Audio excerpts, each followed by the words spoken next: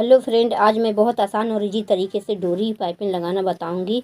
इस तरीके से हम कपड़े के ऊपर पाइपिंग रख लेंगे और ठीक उसी के ऊपर डोरी के ऊपर सिलाई लगाते हुए स्टिच करेंगे।